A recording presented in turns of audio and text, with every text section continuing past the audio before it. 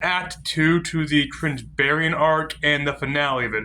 First off, when I said we faced the leader of Bravos, it wasn't actually a we, it was cringebarian himself, who wanted to arm wrestle the strongest man in the entire tower, who happened to be the leader of Bravos.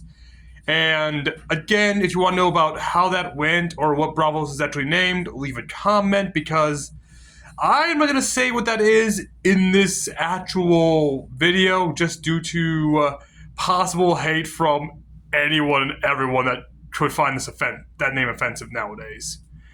Anyways, Cringebarian was pretty much the reason why a lot of it was why he's even called Cringebarian was his actual backstory, which basically was the equivalent of Inosuke's backstory, which was he was a super beautiful boy who was so beautiful that everyone in his whole village hated him, even the girls, even though he was so effing beautiful that eventually he had to run off and be taught by owlbears, who, and the owlbear that raised him was called Owlbear Mommy.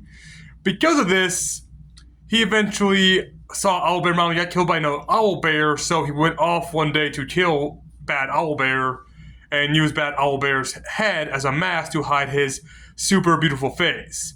Yeah, this sounds like a Inosuke from Demon Slayer. It's because he got inspired by that, the Demon Clan from Seven Deadly Sins, and Asta from Black Clover. Again, as I said in Act 1, but I gotta reiterate that because this dude was so inspired by anime that he made an anime character and used all the worst traits of those characters.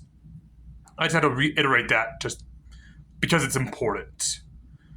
And later on, he basically became this dude who would not take the hint that not everything's gonna be combat. In fact, what even got him more hate was that, or what would eventually get rid of him, as I said in Act 1, would be that eventually me and the Asamar fighter, I believe, would eventually plot a way to get rid of him. Due to Old Man Jenkins and due to Gabiru being, well, the spiteful, greedy dude that he was, he bought poison from Old Man Jenkins. And this poison would slowly destroy your character. Yeah, even the DM, who was just ranting for just rants, did not like Cringebarian at this point. It was like having a player character slowly wear your mentality and yourself down. And that's where this comes into play, where Gabiru, after having a genius plan, I believe it was some Cyclopses in their livestock, pulled the ultimate deception move and said it was Cringebarian. And at this point, as I mentioned probably in Act 1, this is after he took the platinum from Gabiru in the group, and that would be the Sword of Sealing. So he already got a super awesome, basically anime weapon, an awesome magical weapon in total, and at this point, we basically had plotted to get rid of him. Or at least I did, because I was just fed up with his BS.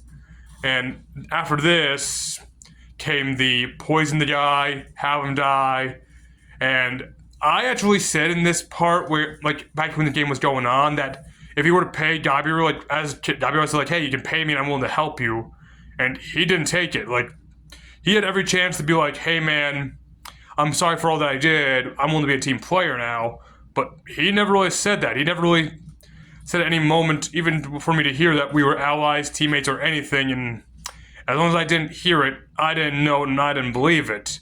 And to this day, I still didn't believe when he heard how dare you kill a comrade, teammate, or ally, whatever, because I don't remember the exact words.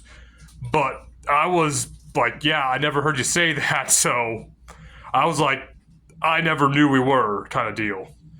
And when he did get his character killed off, because this was a PvP kind of campaign, like players can kill other player characters, I was like, because me and the DM were kind of like, hey man, we're willing to help you make a new character. He was not for it.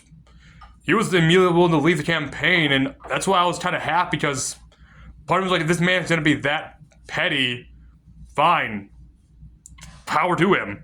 But otherwise, if he was willing to be a better man, like, yeah, fine, I'm making a new character, I'm willing to stay in the campaign and be a better guy, I would have been fine for it. Like, do you, man, whatever.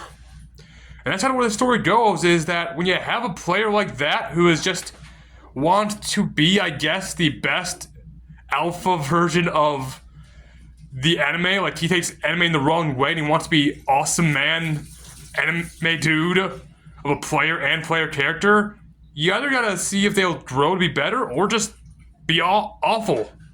And sometimes cringebarian just want to be cringe. And to this day, I still see him as just that, cringebarian.